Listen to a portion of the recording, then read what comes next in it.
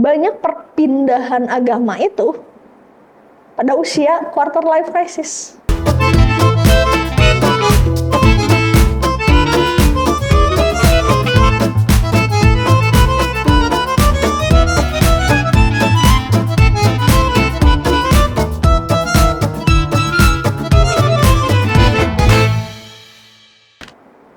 Hello Rethinkers, kembali lagi di Rethink, tempatnya Gen Z nyari makna bukan drama. Rethink, fun your fight, fun your life.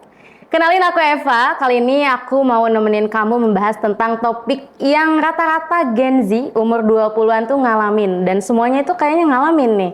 Apa itu? Nah, tapi menariknya, aku di sini bersama narasumber hebat.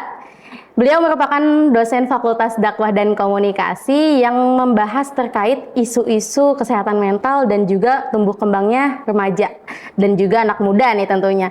Ini dia Ibu Novi Hidayati Afsari. Halo Ibu, apa kabar? Pas semakin ceria ya. Iya Ibu, alhamdulillah ya Ibu ya. Terima kasih sudah mau berkenan untuk hadir ya Ibu ya. Akan selalu mau.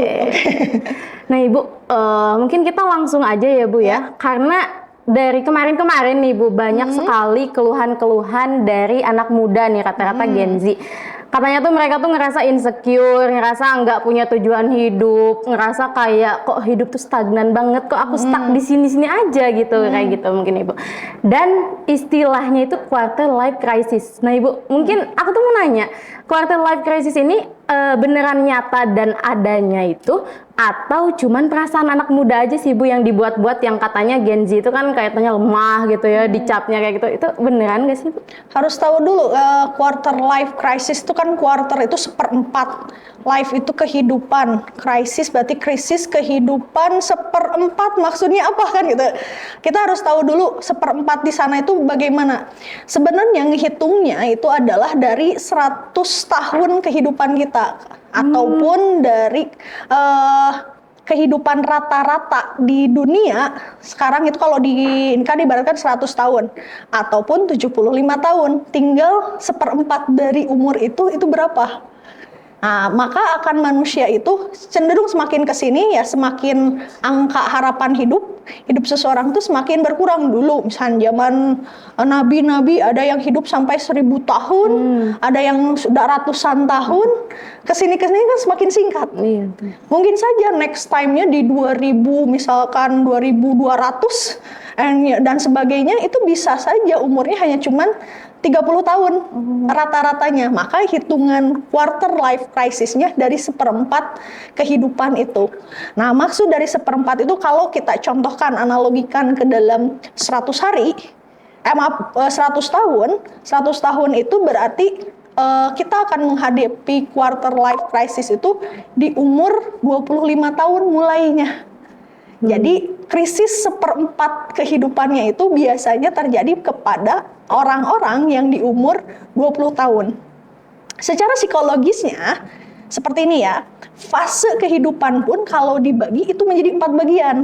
Nah, bisa saja dari umur tadi ya, jadi angka harapan hidup itu rata-rata di 100 tahun, atau memang posisinya itu adalah kehidupan kita itu fasenya ada 4 babak. Bukan marinasi pembunuh 4 babak, bukan. Tetapi ini lebih kepada kehidupan itu 4 babak. Pertama adalah masa yang namanya anak-anak. Ada masa remaja, ada masa dewasa, ada masa lansia. Berarti seperempatnya gimana? Berarti pas masa remaja. Setelah anak-anak selesai, kita akan menemukan yang namanya quarter life crisis. Bisa saja dari sana. Kalau mengikuti secara teori untuk psikologi perkembangan. Perkembangan itu manusia itu ada yang dinamakan teorinya lifespan perspective. Perspektif panjang tentang kehidupan. Salah satunya dibagi dengan 4 babak itu. Nah, 4 babak ini seperempat dari kehidupan itu remaja. Remaja itu kalau mendasarkan WHO, World Health Organization, itu di bawah PBB, dinyatakan remaja itu dimulai dari 10 tahun sampai 24 tahun. Kalau di Indonesia kategori remaja itu ditambahkan dengan belum menikah. kalau 16 tahun dia sudah menikah, artinya dia sudah bukan remaja lagi, dia udah ke fase dewasa. Artinya 10 sampai 24 tahun tersebut itulah quarter life crisis untuk yang namanya kalau fase kehidupan berdasarkan psikologi perkembangan. Tapi kalau dengan angka harapan hidup, dimulainya quarter life crisis itu dari umur 25. Karena seperempat daripada kehidupan itu adalah 25. Ini biasanya terjadi di fasenya gini. Nah, kalau dari sirah nabawiyah ya ada fase-fasenya Rasulullah. Jadi 40 tahun itu dikatakan sebuah kematangan, sudah dewasa. Dalam arti kata dewasa berbagai halnya. Kalau sudah umur 40 tahun itu sudah semuanya mapan, ajeg pikiran dan sebagainya. Karena nanti sampai 60 dia ada yang namanya fase lansia. Nah, sehingga kapan terjadinya quarter life crisis itu? Jadi itu memang benar adanya, dan ini dari teori yang 2 itu ya, atau 3 malahan, dari sejarah Rasulullah, dari psikologi perkembangan, ataupun dari teori kependudukan terkait dengan angka harapan hidup. Jadi benar adanya quarter life crisis. Walaupun kadang-kadang istilahnya ya, kalau Gen Z yang membilangnya itu, bagaimana seseorang itu punya krisis identitas, krisis kepercayaan diri, krisis ekonomi, finansial, krisis pencapaian, makna hidup, dan yang lainnya. Jadi pada fase-fase itu adalah fase kritis. Wajar remaja emang dari psikologi perkembangannya dia memang fasenya itu mencari identitas, belum ajeg dan sebagainya. Wajar gak krisis? Wajar. Menuju dewasa, semakin dewasa seseorang kan semakin pemikirannya, responnya, perilakunya juga akan mengikuti dengan umurnya. Jadi suatu saat ya ini akan hilang dengan sendirinya, tapi harus di-maintain. Gak bisa misalkan diacukan. Kalau terkait dengan kesehatan mental itu tidak bisa diacukan, nanti diabaikan, itu akan pasti efeknya ke depannya. Gitu. Oke, berarti benar banget ya Bu, adanya bahkan dari sejak zaman Rasulullah mungkin ya Ibu. Itu sudah dicontohkan ya, Rasulullah pun punya babak-babaknya gitu. Babak kehidupannya, fase menjadi orang biasa-biasa saja, kan munculnya wahyu sehingga beliau itu dinobatkan sebagai nabi, itu karena adanya wahyu. Wahyu kan tidak pada saat anak-anak. Iya. Oke, tapi pada saat anak-anaknya beliau itu tidak dalam keadaan yang krisis. Tapi krisisnya ketika dalam artian krisis itu dia mendapatkan ujian, mendapatkan berbagai halnya, itu di fase di umur setelah menikah 25 ke sana. Lalu 40-nya barulah diangkat menjadi Rasulullah. Kan gitu. Berarti wajar ya Bu ya, ada yang mengalami hal seperti itu. Itu kayak sunatullah lagi. Jadi gak akan pernah ada orang yang bisa lepas dari quarter life crisis. Yang ada itu orang yang sadar dan bisa mengelola, bisa mengatasi atau bisa bertindak quarter life crisis itu harus dibagaimanakan. Ada orang yang abai saja, terus-terusan dalam krisis. Ingat, kalau dalam teori psikologi perkembangan, ketika fase pemenuhan kebutuhannya itu memang tidak terpenuhi, tuh sih pada saat di fase tersebut harusnya diselesaikan, belum terselesaikan, maka akan harus diselesaikan di fase berikutnya. Maka ada istilahnya kalau dalam bahasa Sunda, kok udah dewasa tapi kok kayak ABG, kok kayak remaja, kok kayak misalkan ya dalam emosionalnya belum matang dan sebagainya. Harusnya secara usia dia harusnya sudah tidak begitu. Kenapa bisa begitu? Karena umur psikologis dengan umur fisik itu kadang-kadang tidak sejalan. Bisa aja dia umurnya 40 tapi umur psikologisnya masih 12 tahun. Karena kenapa? Pada quarter life crisis-nya itu dia denial. Tidak berusaha untuk memanage, menguasai, mengendalikan. Atau tidak bisa untuk mencarikan solusi terhadap, atau tidak menemukan juga jawaban terhadap quarter life crisis-nya. Setiap orang berbeda. Karena jalan hidup orang itu juga berbeda-beda. Gak bisa disamakan. Misalkan jalan hidup Eva dengan jalan hidup saya, cobaan Eva dengan cobaan saya, cobaan siapapun, itu pasti berbeda-beda. Sehingga cara menanggapi, cara berbagai halnya itu berbeda. Oke. Ibu, nah mungkin Aku tuh jadi penasaran nih Bu, tanda-tanda apa sih yang harus diwaspadai dan gejala apa yang timbul ketika orang itu mengalami quarter life crisis? Tapi tunggu dulu Bu, jangan dulu jawab setelah siap. yang satu ini.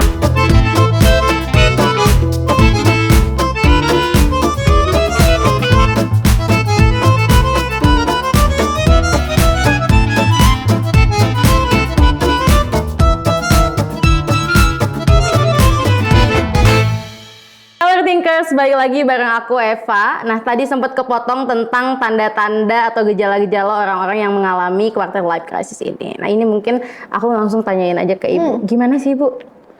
Gejalanya itu kayak gimana? Ada ciri khas misalkan seseorang itu kan tadi sunatullah ya, ada quarter life crisis karena ya memang harus melalui. Kalau tidak melalui bisa ada dua hal ya, dia memang meninggal sebelum quarter life crisis itu, atau dia memang denial dengan hal itu terjadi tapi denial, seolah-olah terskip, enggak saya mah gitu. Padahal setiap orang pasti ada quarter life. Setiap orang tadi berbeda-beda. Tapi ciri yang paling utamanya mulai paling banyak itu adalah terkait dengan krisis identitas. Who am I? Siapa saya? Siapa Tuhan saya? Kenapa agama saya kok Islam?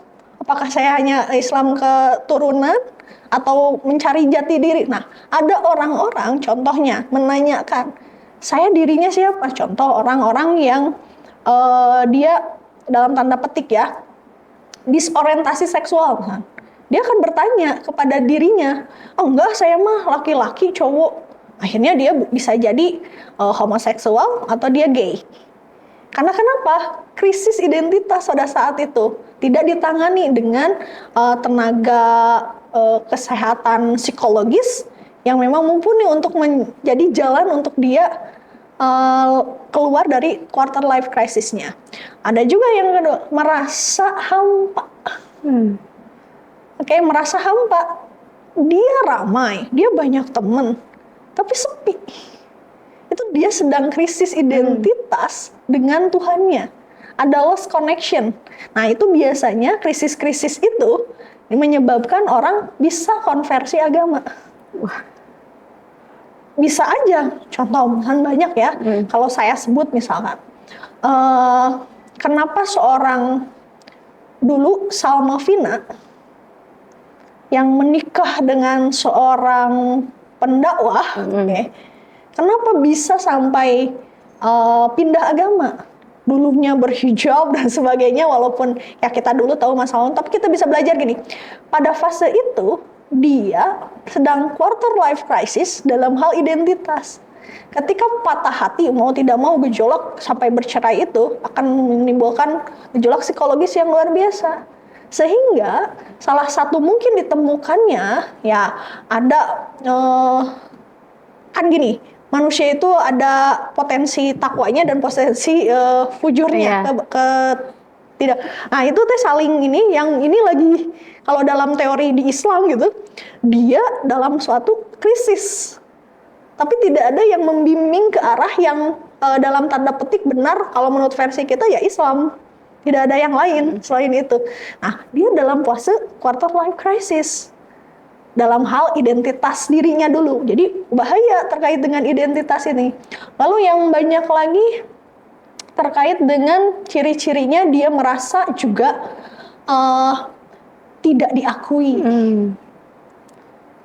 Butuh validasi.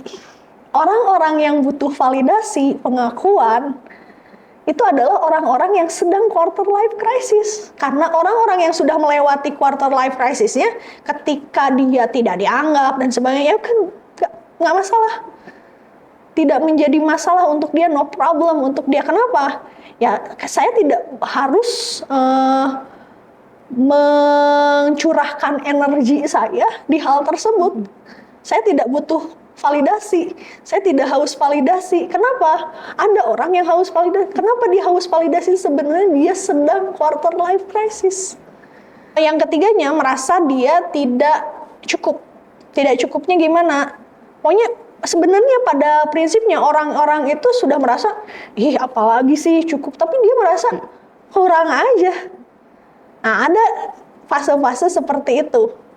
Jadi pemenuhan kebutuhannya karena memang bisa nyatanya memang belum tercukupi sehingga dia terjadi quarter life crisis. Ini biasanya ke dalam dua hal.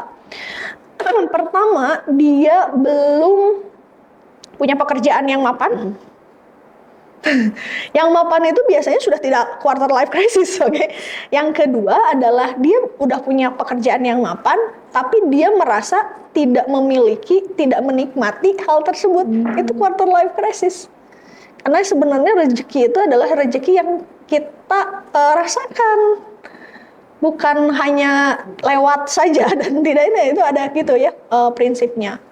Lalu terkait dengan ciri-ciri yang lain, biasanya orang yang sudah harus diwaspadai nih, quarter life crisis ini terkait dengan, ini yang paling penting sebenarnya, ada lost connection dengan Tuhan kita. Wah. Oke, ada lost connection dengan Tuhan kita. Kita sholat, kita puasa, kita ngaji, kita berbagai ibadah, tapi hanya sekedar menjalankannya saja tanpa ada makna dan tanpa ada terasa dampaknya. Itu dia sedang quarter life crisis. Kadang-kadang itu terjadinya di mana? Di orang-orang yang di umurnya masih sholat mah sholat berdampak nggak? Enggak. Itu teka rasa. Makanya banyak perpindahan agama itu pada usia quarter life crisis. Karena dia lost connection dengan Tuhannya. Bahkan hari ini tuh secara penelitian, banyak Gen Z itu lebih cenderung, lebih banyak sekarang itu berhijrah, bukan berhijrah ya, mengkonversi agamanya, konversi agama ke bahkan tidak beragama, agnostik. Oke, karena merasa dia bertuhan, tapi tidak mau ada sangkut paut dengan agama. Maka sekularisme di mana-mana sekarang itu mulai ada. Kenapa? Karena tidak merasakan connection itu. Kenapa kita masih mampu untuk sholat? Kenapa kita masih mau untuk puasa dan kewajiban-kewajiban yang lain? Karena sebenarnya masih ada koneksi. Kalau koneksinya sudah putus, kalau kita nge-nelfon handphone aja, ke WA aja jadi calling bukan ringing. Oke, kita ini mohon maaf, nomor Anda yang 7 itu jadi lost connection. Ya, itulah yang terjadi. Jadi sebenarnya quarter life crisis yang paling bahaya adalah dengan tanda ciri yang keempat itu. Mulai tidak menemukan ada koneksi dengan Tuhan, dengan Allah. Ini universal ya sebenarnya. Dengan Tuhan manapun yang dipertuhankan oleh siapapun, sudah lost connection. Tidak ada. Oke, udah aja hanya menjalankan daripada diomongin, atau saya ya Islam KTP dan sebagainya itu. Karena lost connection. Bener banget Ibu, ada kayak ngerasa kalau misalkan kita ibadah tuh cuman buat menggugurkan kewajiban, dan karena mungkin tuntutan dari keluarga karena Islam aja gitu. Jadi Islam itu cuman KTP aja ya, gitu. Mainnya meren, terus sholat. Iya kayak gitu Bu, bayangnya kayak gitu Bu. Nah itu tuh gitu. Gimana sih Bu caranya kita buat nyari makna hidup tuh kayak gimana? Sebenarnya makna hidup itu susah untuk dideskripsikan bagaimana mencarinya. Karena setiap orang punya pengalaman yang berbeda-beda. Ada orang yang pernah bertemu Tuhan yang mungkin kecuali nabi dan rasulnya kan gitu. Mun aya nu ya berarti orang teh nabi dan rasul kan gitu. Nah, sebenarnya begini. Kenapa banyak orang-orang yang seperti itu dan bagaimana caranya agar tidak terjadi hal tersebut? Ada banyak hal yang bisa kita mulai mendekatkan diri dengan Gusti Allah. Tapi dengan cara apa? Kadang-kadang kita, ya udah saya tuh udah deket, sholat dan sebagainya. Ada istilah kan obat hati. Obat hati itu pertama berkumpul dengan orang yang soleh. Ya kalau kita sudah memang belum pernah ataupun hari ini merasa tidak bisa memaknai apapun, cobalah berkumpul dengan orang-orang soleh itu. Karena gini, seseorang itu membawa satu energi. kalau energi kita, kalau istilahnya low bed, perlu di charge. Di charge-nya kemana kita? Salah satunya charge-nya adalah ya memang harus ibadah. Tapi kan kadang-kadang ibadahnya kayak tadi hanya sekedar untuk menggugurkan saja. Bagaimana untuk nge-recharge itu? Kalau yang saya lakukan atau bisa teman-teman atau siapapun lakukan, pertama berkumpullah dengan orang yang solehah. Sehingga energi yang kita udah low bed mulai terisi tuh, kan mereka berlimpah tuh energinya.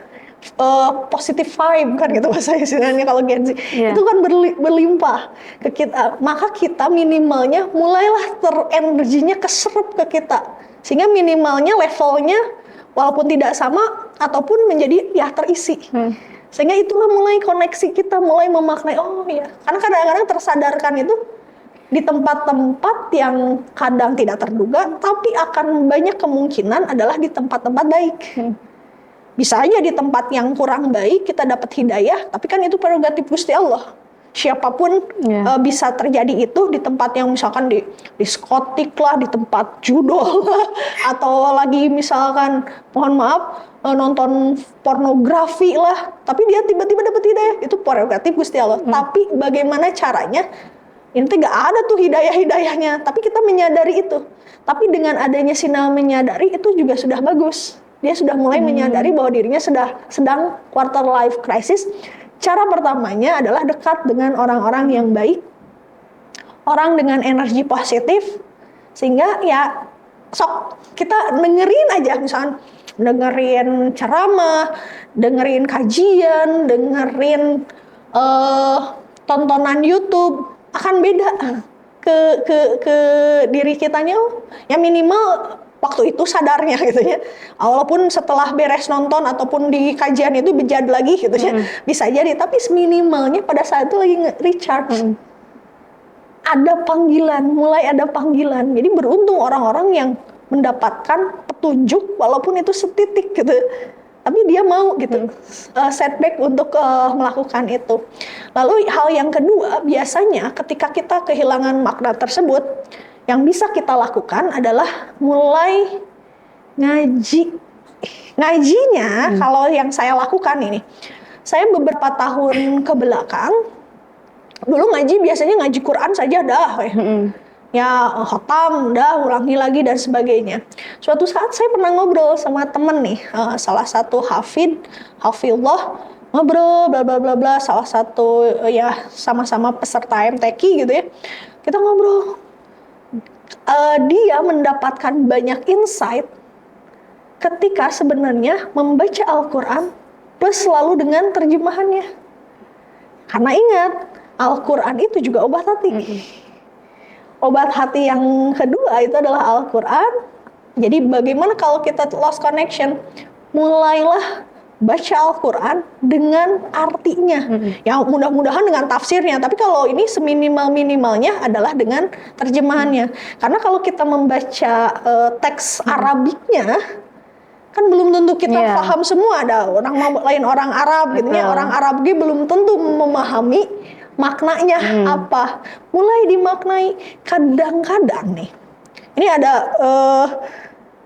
kejutannya. Saya selalu bilang misalnya ada mahasiswa yang bimbingan ke saya tentang, bimbingannya bukan bimbingan skripsi, kadang-kadang tentang kehidupan, tentang keresahannya dia kenapa belum punya pekerjaan kan gitu, ciri-ciri secara fisik, secara nyata itu ketika ini, oh kamu lagi quarter life crisis nih, lagi nyari-nyari kerja nih, habis wisuda nganggur gitu dan sebagainya, nggak tahu harus ngapain. Nah akhirnya posisinya seorang tersebut saya berikan ini, coba kamu suka baca Quran, suka, tapi hari ini dengan artinya.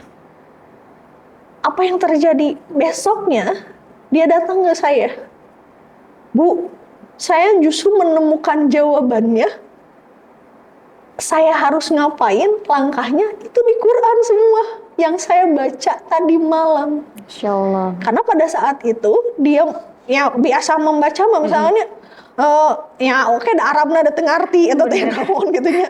Da sajago-jagona ya misalnya yang bukan memang ngerti bahasa Arab mah bah-bah orang teh kan gitu. Terus dia baca artinya. Itu mah kehidupan saya banget.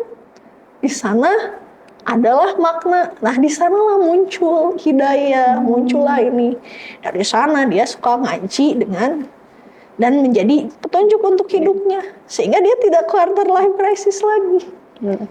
Lalu ya yang paling penting adalah juga takdim terhadap guru, takdim terhadap orang tua tentunya. Itu juga menjadikan kita mulai punya koneksi yang baik lagi dengan Tuhannya. Ada istilah kan, hablum minallah wa hablum minannas. Kalau hablum minannasnya baik, insya Allah bisa membangun hablum minallah juga yang baik. Gitu. Oke. Ya mungkin tadi banyak banget Ibu dari cara-cara menghadapi quarter life crisis versi agamanya mungkin ya Ibu ya. Nah, Ngeri. yang aku penasaran tuh dari segi psikologi ataupun ke para ahli gitu kan Ibu. Saya juga jadi penasaran nih gimana caranya, tapi tunggu dulu, jangan dulu dijawab karena kita akan kembali setelah yang satu ini. Tetap di Rethink, Find Your Fight, Find Your Life.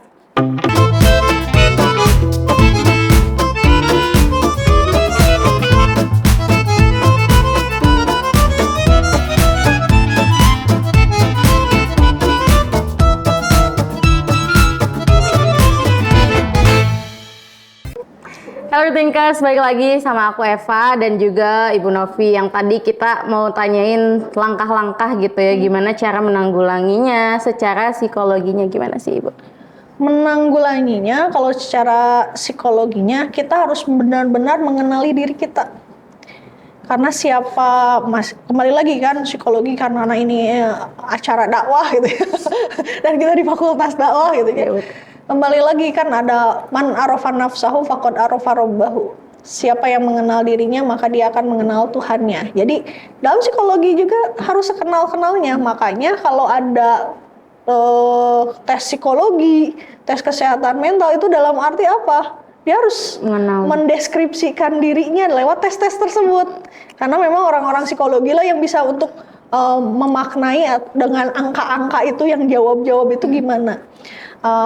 Namun di dalam psikologi juga teman-teman untuk mengatasinya, pertama itu ya, mengenal dulu sebaik-baiknya diri kita. Lalu kita juga harus mulai mengenal kita berada di mana, di lingkungan mana, dan sesadar-sadarnya. Oh, kita ada berada di keluarga A. Wajar kalau contohnya dia tulang punggung keluarga. Lalu ada pengharapan, ekspektasi dari keluarganya yang justru membuat dia menjadi beban. Oh, saya teh geningan jadi tulang punggung dan merasa terbebani, nah si kudu ka saya gitu ya. Kenapa sih harus saya gitu yang menghadapi ini? Sebenarnya dia itu dalam posisi harus mengenal lingkungannya gimana. Karena kita dititipkan oleh Tuhan, oleh Allah itu dengan posisinya ke keluarga yang sebaik-baiknya keluarga kita.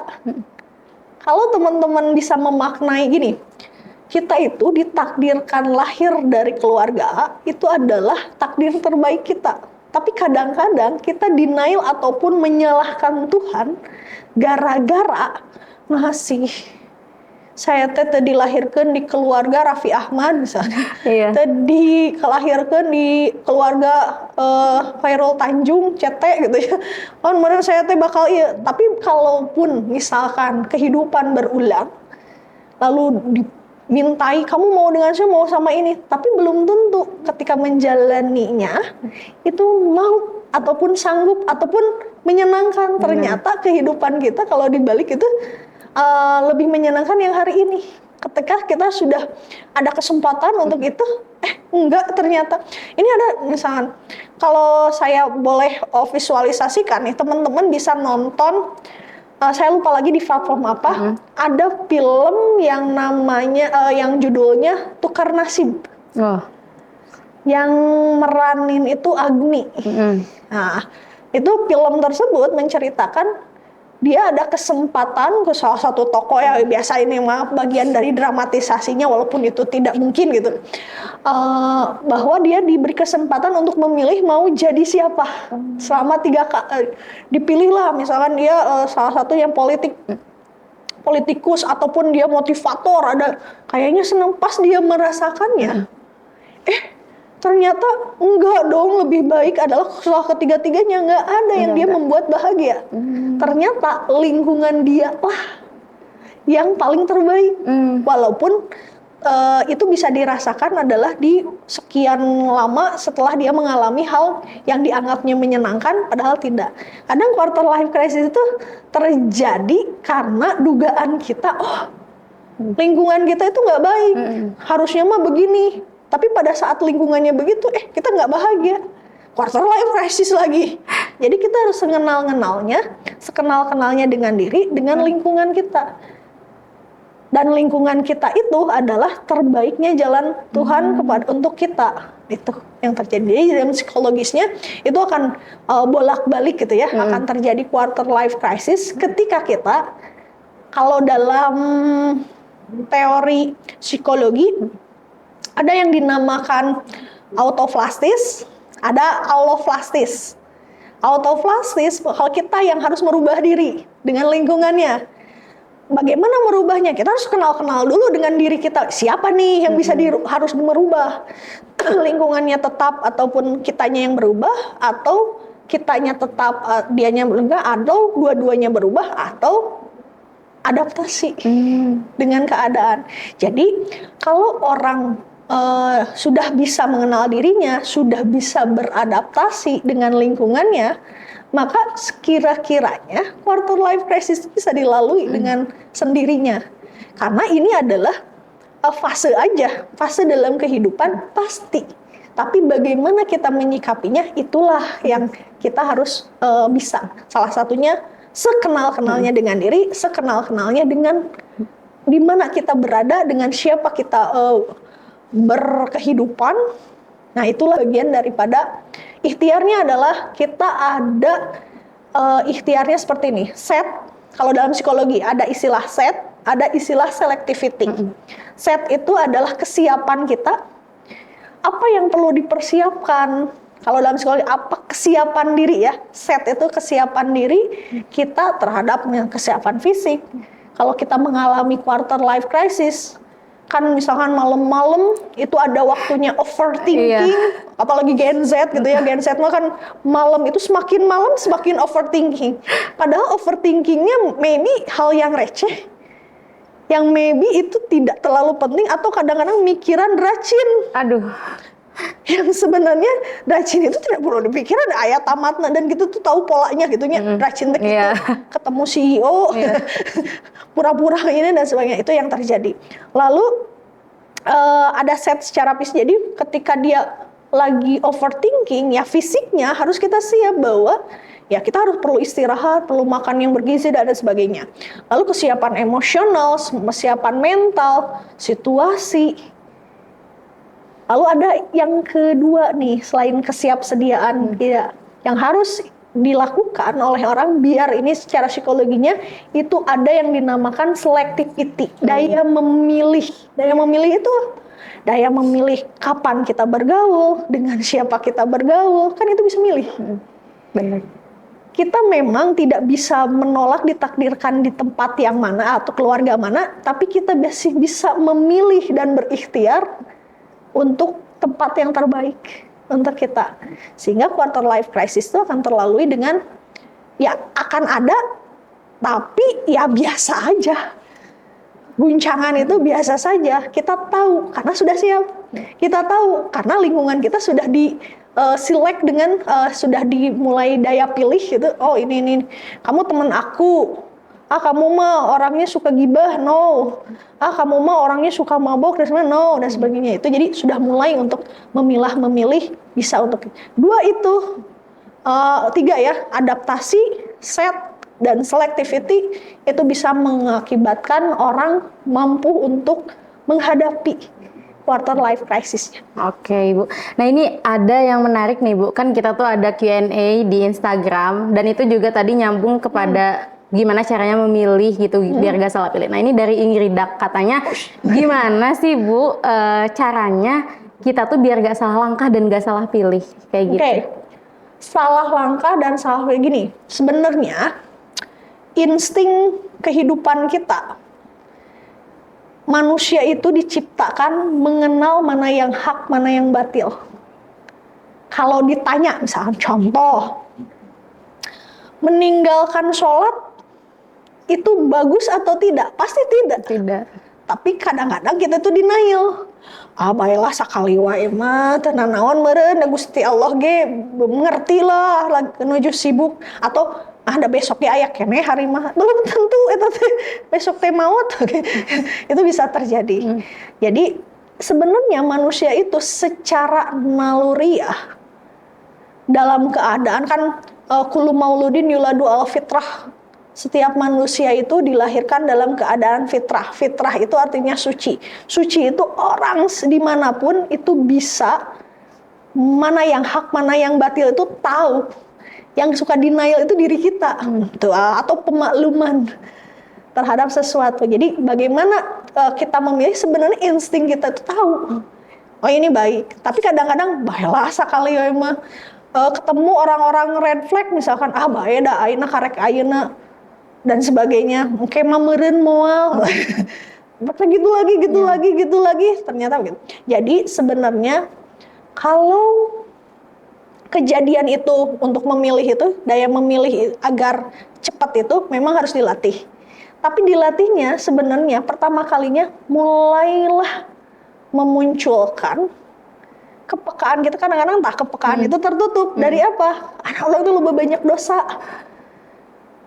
Kok ada orang-orang yang contoh lah ya, para ulama, kiai, atau dulu wali, begitu tajamnya orang yang mau jahat ke kita, itu beliau-beliau itu bisa tahu. Kenapa? Karena tahu mana yang hak, mana yang batil. Kenapa? Tidak terlalu banyak dosa orang teh. Jadi cara pertama adalah tanya pada diri sendiri. Bisa nggak kita membedakan? Bisa. Mana orang fake, mana orang yang tidak fake. Ya fake friend itunya. Ini fake gitu dan sebagainya. Sebenarnya bisa. Kita tuh merasakan. Iya, kayaknya orangnya nggak baik nih. Kayak bisa gitu. Tapi posisinya kita dengan mulai membersihkan diri. Tazkiyatun nafs gitu ya. Mulai membersihkan diri, maka si hak dan batil dengan sendirinya. Lalu cara yang kedua, untuk daya memilih siapa yang atau apa yang tepat dan untuk kita dan sebagainya, mulailah dilatih itu. Dilatih dan mulai mampu gini, say to no. Kan ada orang tuh nggak enakan gitu ya. Aduh, dan sebagainya. Muntah teh, apa sih nama istilah di Gen Z? People pleaser. Oke. People pleaser itu. Jadi inginnya tuh menyenangkan orang lain, Padahal dia punya pilihan lain, tapi udah bisa ngambek, dan sebagainya. Mulailah jadi orang yang tidak enakan. Jangan, teman-teman mulailah tega dan sebagainya. Ini pun dalam teori psikologi gini, kalau ada anak sama merengek, tantrum, sampai dia gesek-gesek di tanah gitu ya, sampai dia misalkan nangis sampai memalukan segedung pernikahan itu benar-benar kedengeran dan sebagainya. Apa yang terjadi? Biasanya malu kan? Lalu memilihlah tindakan yang sebenarnya itu akan berulang. Maka apa jalannya? Tega. Nyamkeun we. Nanti jadi mikir deh, cara yang lain. Kenapa ini salah satu contohnya? Daya memilih itu kita bisa bersikap tegaan. Contoh ini, di setiap acara pernikahan atau ada keramaian, entah itu wisuda atau acara-acara keramaian, yang ada pasti anak kecil, itu pasti ada tukang balon. Padahal naon hubungannya tukang hajat dan tukang balon. Tapi kenapa? Karena orang tua ada yang membawa anaknya, anak kecil. Kalau nangis anak kecil itu di hajatan pasti malu, akhirnya pasti dikasih. Kenapa kita memilih padahal sudah konsekuensi untuk ini? Harus tega aja dan siap untuk konsekuensinya. Ya malu nggak apa-apa, tapi ini untuk menegakkan sebuah kedisiplinan. Jadi tega itu harus. Jadi people pleaser itu kita harus mulai mengurangi itu. Karena belum tentu kita melakukan menyenangkan orang lain, sebenarnya itu baik untuk orang tersebut. Gitu. Oke, Ibu ada satu lagi nih mungkin. Dari Study Tree, ini Gen Z nih Bu, nama-namanya agak susah ya. Tapi kalau saya kayaknya kalau ini Syahsa. Iya itu. Nah katanya dia tuh punya teman dan temannya tuh muslim, cuman jauh dari agama dan pernah makan babi dan lain sebagainya. Nah dia tuh punya banyak uang, tapi dia bingung ini tuh uang tuh mau dibawa kemana, mau diapain, nggak punya tujuan hidup lagi. Nah itu tuh quarter life crisis atau memang Allah tuh ninggalin kita sih? Ada dua kemungkinan. Dia memang fasenya quarter life crisis tadi ya. Dia lost connection dengan Tuhannya. Tadi kan salah satunya adalah itu. Mulai lost connection itu quarter life crisis. Dan itu yang paling berbahaya. Dia sudah kehilangan arah karena dia kehilangan Tuhannya. Koneksi dengan Tuhannya. Gak ada rasa teguran. Dah lo gitu negur. Saya kaya-kaya aja. Dan sebagainya. Makanya dalam agama itu disebutnya istiraj. Dia tetap diberi kesenangan, kekayaan, kemudahan dan sebagainya. Padahal dia tidak melakukan apapun. Nah sebenarnya itu sedang terjadi istiraj. Dan lebih menyakitkan di istiraj itu oleh Gusti Allah di istiraj dibandingkan ada sentilan yang itu menyadarkan kita, oh kita sudah offset nih. Oke, sudah offset itu. Ya itu sebenarnya hak prerogatif dari Gusti Allah. Jadi itu memang quarter life crisis. Lalu yang keduanya itu bisa jadi kalau memang umurnya bukan di umur-umur quarter life crisis, itu bisa terjadi ya karena memang tadi dia ditinggalkan oleh Gusti Allah. Karena ingat di dalam Al-Qur'an pun kan Allah akan dekat. Orang yang mendekat ke Allah satu jengkal, maka akan satu hasta. Jadi akan semakin dekat lagi. Jadi semakin mendekat, Allah akan lebih semakin mendekat. Begitupun menjauh. Kita menjauh, ya Allah pun akan menjauh dengan sendirinya. Nah, bisa jadi itu terjadi karena kita semakin menjauh. Nah, menjauh tersebut, kenapa? Itulah yang dinamakan fase-fase quarter life crisis. Dan fase itu bisa jadi juga tidak terjadi pada fase quarter life crisis. Bisa aja terjadi pada usia lansia, bisa. Kan itu bukan quarter life crisis. Tapi memang sudah, ya Gusti Allah tuh sudah meninggalkannya. Jadi beruntung ketika kita disentil sebuah ujian penyakit. Penyakit apapun, saya sering bilang ke orang-orang ini. Jangan pernah sakit hati kepada orang yang datang, karena butuh saja. Karena gini, oh kamu mah ngadukutan saya gitu. Kalau ada butuhnya, entah butuh apapun itu, butuh pekerjaan, butuh uang, butuh apa, kita kan suka komplain ya. Padahal tahu nggak, kita pun melakukan hal yang sama ke Tuhan kita. Kita datang suka pada saat butuh. Sok mun ngadoa, mun kergeri, lagi sakit, kita suka berdoa kan, doanya lebih khusyuk. Kalau kita lagi ada butuh sebuah pencapaian, ikutan lomba, ingin beasiswa, ingin rezeki berlimpah, sedang ditimpa kesulitan, aiker senang dan sebagainya, kita merasa butuh ngadoain. Jadi jangan pernah sakit hati ketika ada orang datang cuman pas butuhnya saja. Karena sebenarnya kita pun melakukan itu, dan lebih ngerinya kita lakukan bukan ke manusia, tapi ke Allah yang menciptakan kita. Jadi jangan tersinggung. Kamu kayak Gusti Allah teh, wajar. Kamu mah baru didekati kalau butuh itu sama manusia. Saya cenahan itu Gusti Allah teh ya, kalau didialogkan itu. Kamu tahajud, duha, sholat rawatib, tapi kasabara rokaat, ngadua, wirid dan sebagainya. Pas naon, ada butuhnya aja. Pas lagi nggak ada butuhnya, loss. Itu yang terjadi. Ya. Ini ada satu lagi Bu request katanya, tapi namanya disamarkan gitu ya. Anonim. Iya anonim ya. Sebut katanya. saja Mawar. Iya betul. Katanya orang yang lama mondok tapi pas kuliah bukannya makin solehah, tapi jadi solehot. Apa itu quarter life crisis, Ibu? Ya sama sebenarnya ini sebangun dengan pertanyaan yang tadi. Itu bisa quarter life crisis atau ya dia dengan dalam fase sedang lost connection dengan Gusti Allah. Tapi saya gini, saya sering bilang seperti ini, kenapa anak-anak ataupun siapapun itu harus merasakan pernah pesantren? Kenapa? Sebejat-bejatnya anak atau siapapun pernah pesantren, pernah mondok, tapi dia akan tahu bagaimana cara untuk pulang. Benar. Setidaknya orang teh mun tobat teh kumaha minimal mah kudu ka mana apal.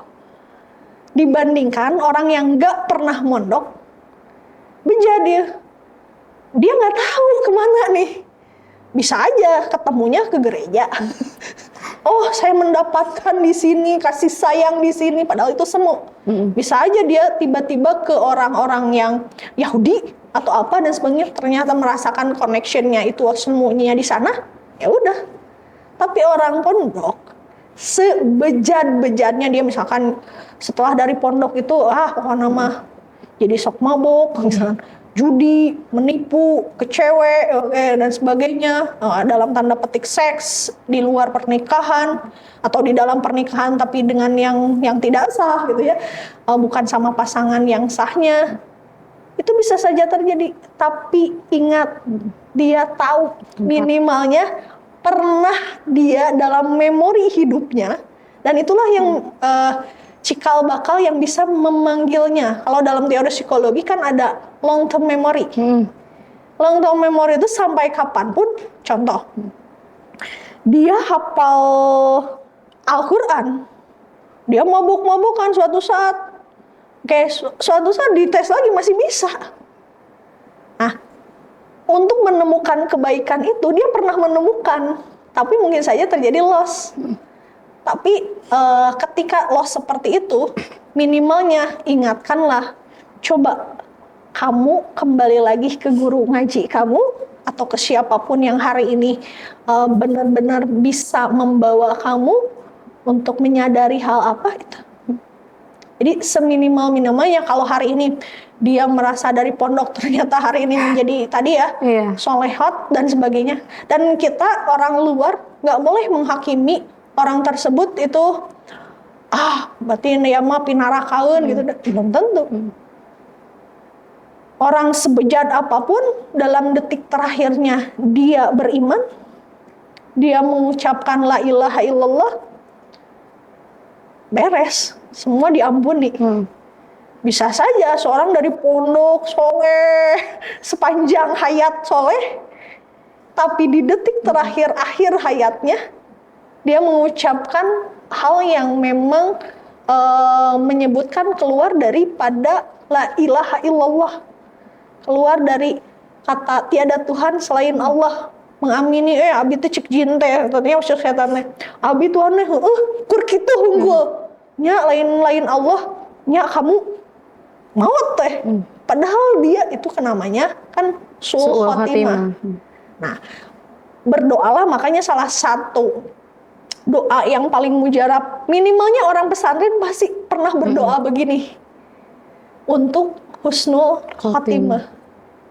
Setidaknya ya proses kehidupan it's sebejat-bejatnya ya tinggal kita kalau orang luar itu tinggal mengingatkan, kalau tidak bisa diingatkan oleh kita ya dia untuk coba dulu kan Mas Anda sok coba ke kiai ngobrol aja. Sehingga kadang-kadang hidayah itu muncul ya, tapi itu tetap hak prerogatif Gusti Allah. Ingat, Rasulullah pun punya keluarga yang semuanya adalah mengingkari adanya Allah. Itu keluarga, paman Rasulullah. Abu Lahab, Abu Jahal itu siapa? Paman. Paman itu berarti adiknya, bapaknya. Dia muslim nggak? Bukan, penentang malahan itu. Selevel Rasulullah, nggak bisa berbuat apa-apa. Karena kenapa? Itu hak prerogatif Gusti Allah. Kita tinggal posisinya mendoakan. Jadi ketika ada yang begitu, tugas kita semuanya, kalau ada yang begitu untuk usul ini, tapi narakaun dan sebagainya, kita bukan ahli surga, kita juga banyak dosanya dan bukan pemilik kunci surga. Bukan juga pemilik kunci surga. Jadi kita tidak boleh menghakimi orang-orang seperti itu. Yang harus kita lakukan adalah berdoa bagi orangnya yang seperti itu. Mulailah balik lagi ke titik bagaimana dia bisa, kalau sudah menyadari masa pondok tapi akhirnya mah jadi solehot, apa yang harus dilakukan? Kumpullah dengan di pondoknya minimal siapa yang, atau teman-temannya yang masih oke gitu ya, masih soleh gitu, mereka bawakan gitu, mulai terbawa dengan hal yang baik.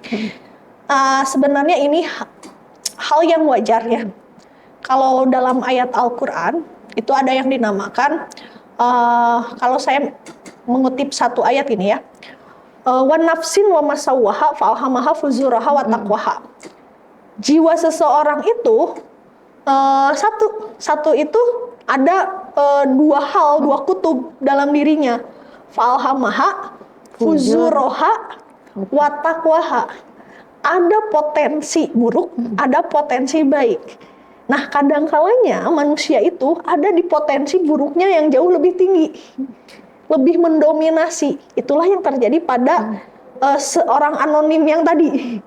Ada kalanya naik tuh yang ininya, atau kadang-kadang imbang, kadang pagi-paginya baik, sorenya jahat, sorenya pendosa. Kadang ini misalkan contohnya lagi puasa, tapi di sininya ngomongkeun gibah. Itu lagi beradu tuh. Falhamaha fujurahanya, tapi dua-duanya hal itu tidak bisa lepas dari manusia. Nah, makanya hidup itu ada naik turunnya. Kejiwaan dalam arti kata keimanan kita itu ada naik turunnya. Apakah itu disebut quarter life crisis? Bisa saja. Jadi pada intinya, semua fase kehidupan manusia itu mulai rumit dengan segala sesuatunya, itu dimulai dari sejak dia remaja. Kenapa? Karena itu dia berawal sudah ditugasi satu kewajiban kalau dia balik. Kan sudah wajib, anak-anak sok mikiran tuh, falhamaha fujuraha dan sebagainya. Kalaupun dia berbuat hal yang dosa, tidak menjadi dosa karena belum masuk kepada kewajibannya. Nah, hari ini kenapa terjadi dosa itu berlaku pada orang yang sudah balik. Mulainya dari kapan? Dari senyebak balik-balik itu kalau dalam bahasa universalnya remaja. Makanya quarter life crisis bisa terjadi. Itu falhamaha fujuraha wa taqwa. Nggak bisa misalkan hilangkan aja tuh si buruknya. Bisa nggak? Nggak bisa. Itu mau namanya malaikat. Karena hanya baik saja. Tuh hilangkan, kamu mah buruk banget, gak ada baik-baiknya. Gak mungkin, manusia itu ada baik dan buruknya. Kalau buruk semuanya, gak ada baik-baiknya, 0% baiknya, itu namanya setan, iblis. Makanya disebut manusia ada potensi takwanya, ada potensi buruknya. Dan itu anomali. Bagaimana untuk menetapkan itu? Energinya biar si takwanya mulai, maka salah satunya adalah mendekatkan diri ke Gusti Allah, atau seminimal-minimal tanda mudahnya adalah kumpullah dengan orang-orang baik. Ingat, tukang parfum berkumpul dengan orang, maka orang tersebut walaupun bukan jualan parfum akan kena harumnya. Seseorang gaul dengan tukang ikan akan bau anyirnya, walaupun dia bukan jualan ikan dan tidak syariat, tapi bergaulnya dengan itu. Jadi mulailah tadi memilih dan sebagainya, itu mulai dari itu. Kalau dalam bahasa dakwah, saya sering pernah mendapatkan kuliah itu oleh Kiai Dr. Pak Sukriyadi Sambas. Itu menyebutkan begini, si potensi takwa fujur dan takwa ini ada yang dinamakan khotir. Khotir itu energi yang melintas pada saat itu. Nah, makanya lintasannya itu bagaimana khotirnya, khotir yang positif. Ilahiyah, mulkiyah, bukan syaitoniyah. Bagaimana? Ya kita berada di tempat-tempat yang baik. Berkumpul dengan orang-orang yang baik, sehingga si ini ketarik. Ininya ada, tapi dibimbing oleh ini. Makanya dalam istilah dakwah ada irsyad nafsiyah, itu Sebenarnya irsyad nafsiyah itu adalah bagaimana diri membimbing diri. Siapa yang bisa mendeteksi? Sebenarnya diri sendiri. Tahu kok, ini kita lagi nggak bener nih. Pernah kan Benar.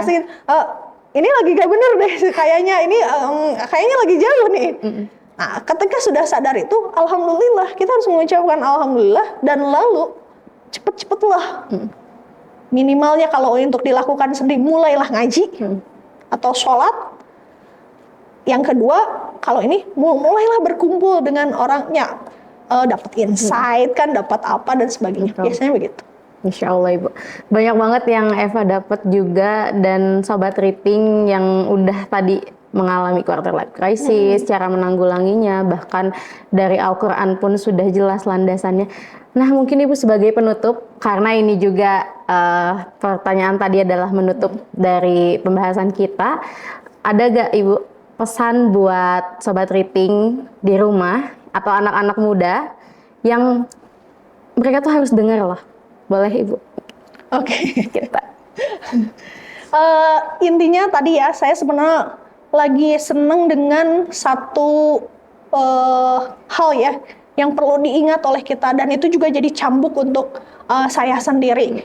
Tadi terkait dengan jika ada orang yang hari ini kita kadang-kadang butuh validasi dari orang, kadang-kadang kita perlu pengakuan dari orang, kita merasa ngambek dengan orang ataupun marah, kecewa dengan orang karena orang itu butuh, datang karena butuh saja ke kita. Tapi ingatlah, kita pun sering memperlakukan Tuhan kita seperti itu, datang ketika ada butuhnya. Quarter life crisis dipastikan itu sebuah keniscayaan dan pasti harus dilalui, tapi pilihan kita adalah bagaimana cara mengatasinya. Contohnya, usia tua itu pasti, tapi dewasa itu pilihan. Artinya, sebuah kehidupan quarter life crisis itu pasti, tapi menjadi dewasa di dalam quarter life, mampu merespon dengan baik quarter life crisisnya, itu pilihan masing-masing. Carilah sesuatu hal yang baik untuk kita, bergaulah dengan orang yang baik, di lingkungan yang baik, insya Allah semua pertolongan Allah akan menyertai kita semuanya. Wallahu a'lam bishawab. Masya Allah. Nah itu tadi Sobat Riting, sayang sekali rasanya karena kita sudah ada di penghujung pembahasan gitu ya. Jadi poin yang bisa kita simpulkan adalah quarter life crisis ini nyata adanya, dan Al-Quran pun sudah menjelaskan landasannya, bahwa proses pendewasaan itu ada pada saat itu. Dari saya, closing statementnya adalah berani mencoba dan mengambil resiko, tetap jalani sesulit apapun prosesnya, karena mencapai ridha Allah adalah tujuan yang pasti sampai. Saya Eva Alawiyah, pamit undur diri. Terima kasih banyak Ibu telah mengisi. Sama-sama, terima kasih. Berarti kalau mau banyak tanya-tanya ke Ngahiji TV, saja. betul. Jangan lupa like, comment, share, subscribe, dan program-program meeting ini. Sampai jumpa di episode selanjutnya. Bye-bye. Terima kasih semuanya.